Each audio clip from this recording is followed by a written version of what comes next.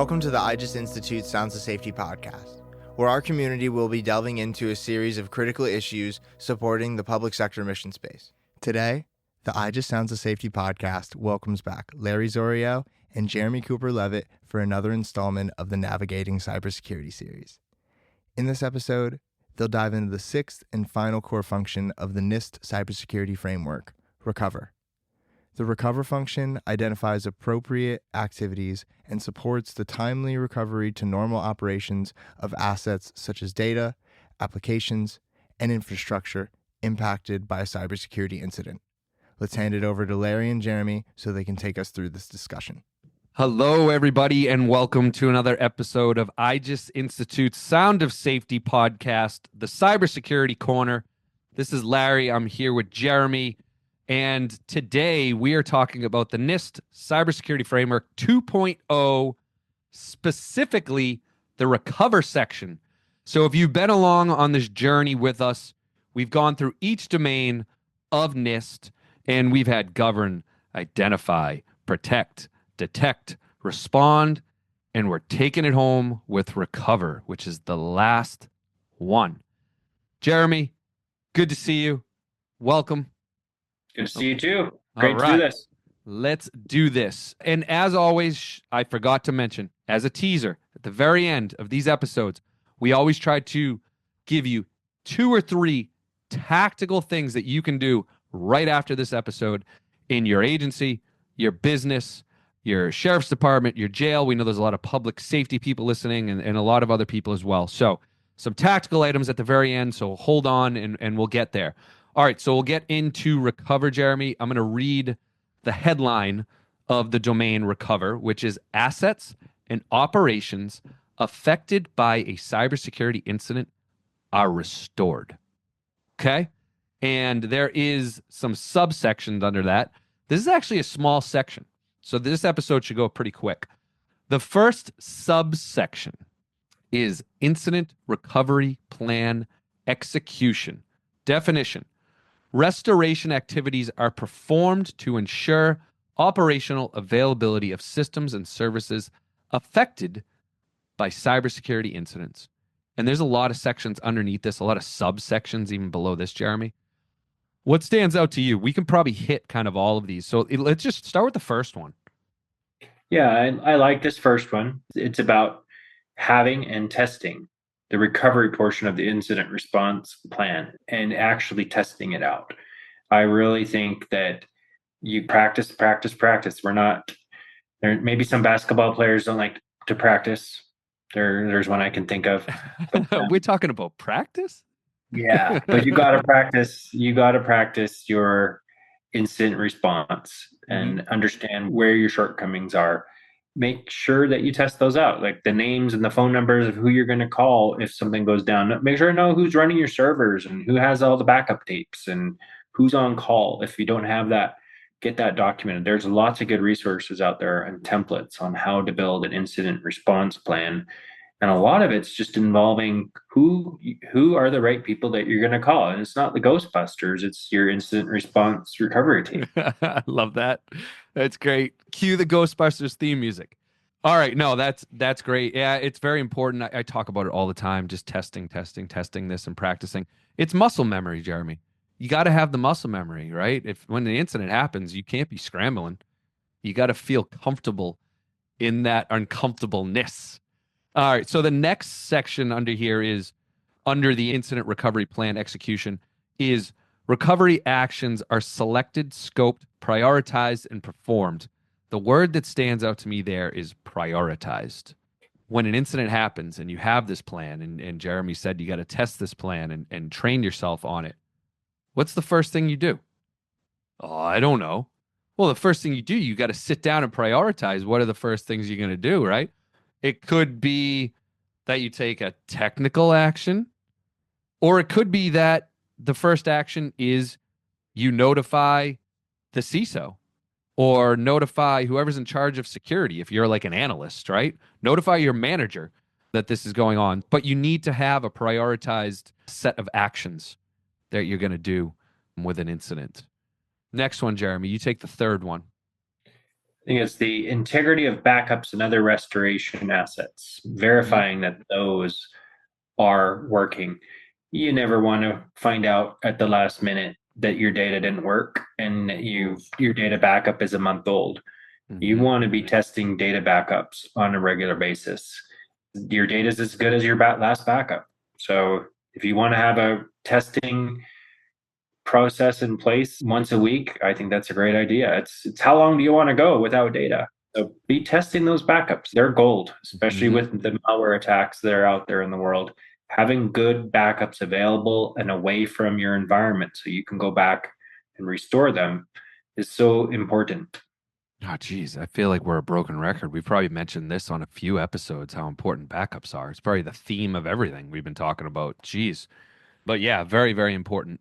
The next one is critical mission functions and cybersecurity risk management are considered to establish post-incident operational norms. This kind of even touches maybe a little bit, kind of in the same world as the prioritization. Like, you need to know post-incident, like, what are going to be the mission critical functions that need to be up and running. And you need to even look at it with some cybersecurity risk management lenses as well, because that should be part of it. I'm going to call it even a bit of kind of business continuity planning, right? You need to understand what are kind of those first mission critical norms that are going to be up and running after an incident, and how do you handle them, and eventually how do you get the other ones restored. All right, next one, number 5. Yeah, that one is the integrity of the restored assets. As you're bringing them up, you got the right data in place? Like, is someone looking at it before you start putting it into the hands of your customers and into the public? We've seen issues happen before where customers had data loss and then they restored from backup and things got mixed up and the wrong data was shared with the wrong people. And it could have been they were just in too much of a rush. But, sometimes calm in the pocket, the old football adage, sometimes you got to stay calm in there and make sure things take that little extra time to make sure as you're doing a data restore that this data that you restored is being looked at and is being seen by the correct people, and it's accurate as can be, knowing that you're having to go to backups. But that restore point that you're going to, that it has what is necessary to get the business back up and running, and that it is the right data that you needed. Yep. All right. And then finally, to take it home with this section, the end of the incident recovery is declared based on criteria and incident-related documentation is completed. It's really important, everybody, when you have an incident, especially if it's a larger scale one, which I think are the ones that we always think about with an incident, you're pulling people from all over the organization to help you with this.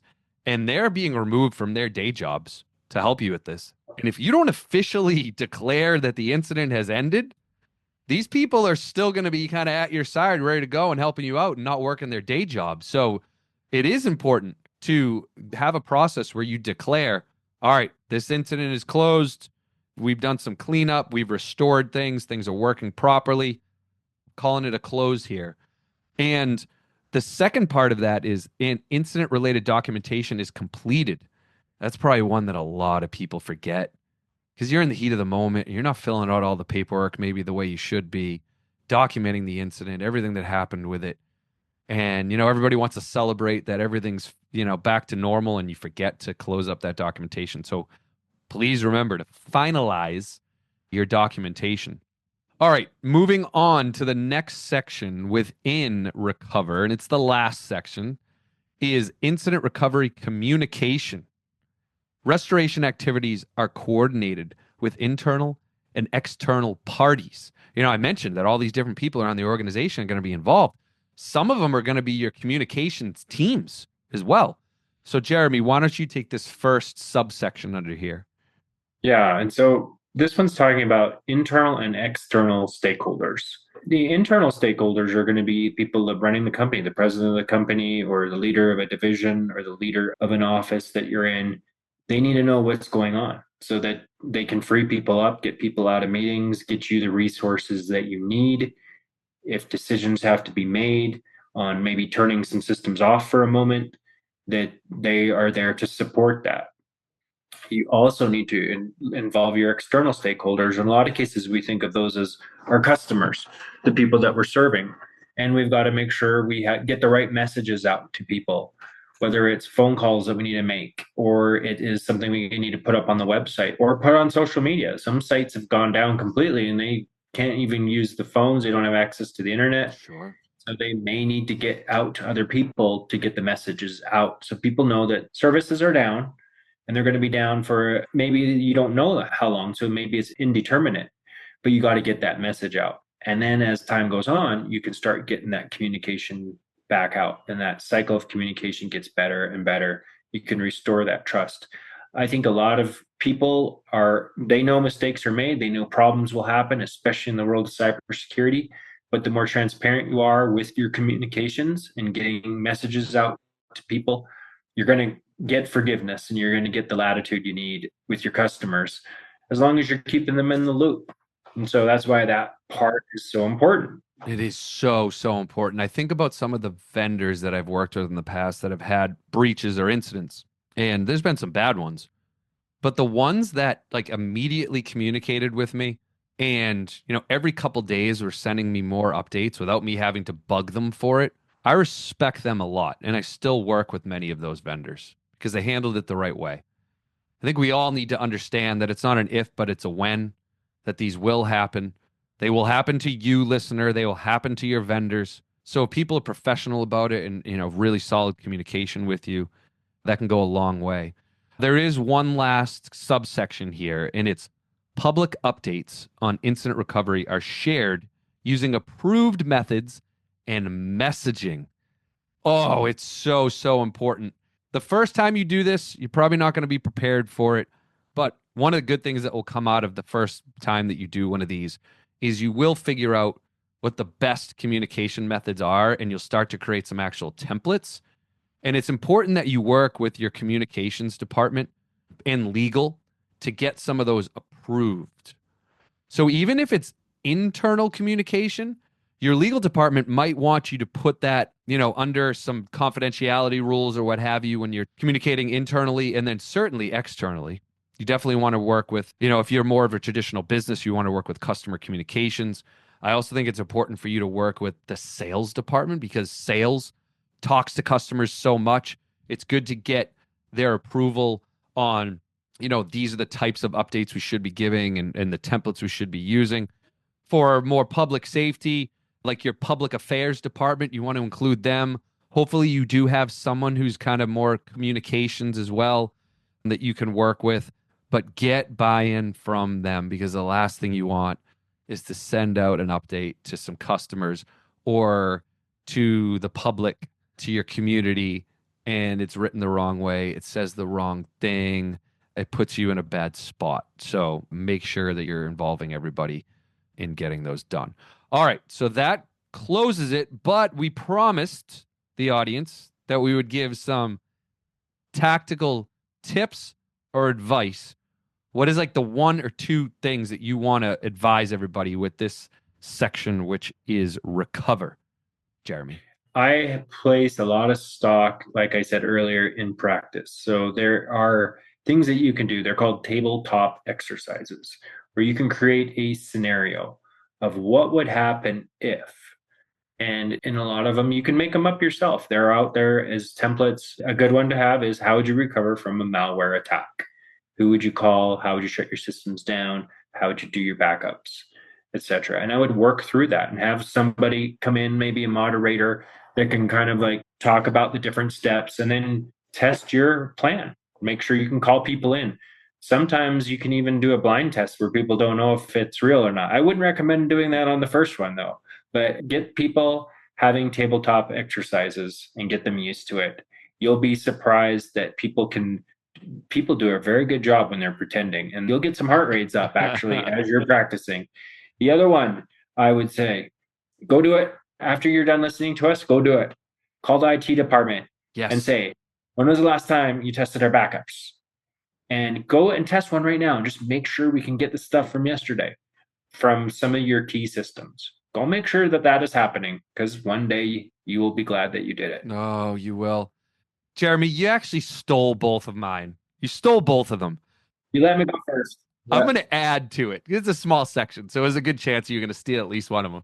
With regards to the tabletops, how you can get these off the ground, I recommend that you see if you can hijack like a quarterly business review that's coming up or a monthly staff meeting that's coming up, and see if you can just get on the agenda for, I'm going to say, at least a half an hour, but really it should be an hour, hour and a half. But if you can only get a half an hour, then just get a half an hour. Get a half an hour on this quarterly review that you have, these quarterly meetings, and do it. And most importantly, the technology team absolutely needs to be involved in this, but get the executive team, get the command staff involved in these tabletop exercises. Because what happens is they might not truly understand what it takes to recover or what happens in an incident in your organization or your agency. But if they go through this and they feel uncomfortable, just like everybody else around that table, they will start to understand what it really takes. And with that, your credibility could go up. Who knows? Maybe you even get a little more budget next budget season to get some of the tools or resources that you need. So don't shy away from asking your command staff leadership to be involved in these. And then around tapes, I mentioned it before, I'm going to mention it again. Backups. Press your vendors. Ask them as soon as you stop listening today. Go ask your vendors where the backups are. And can you get access to them? If not, give me how often are they done? Start asking them questions about it. You should absolutely hold them to task on that. All right, everybody. That concludes our series on the NIST Cybersecurity Framework. The next time you hear from us, it will be a completely different topic. We will keep it topical. There's a lot happening in the industry, especially around cybersecurity and risk. So a lot more to come. Jeramy, thank you for going down this path with me. It was a great conversation. And until next time, everybody, bye.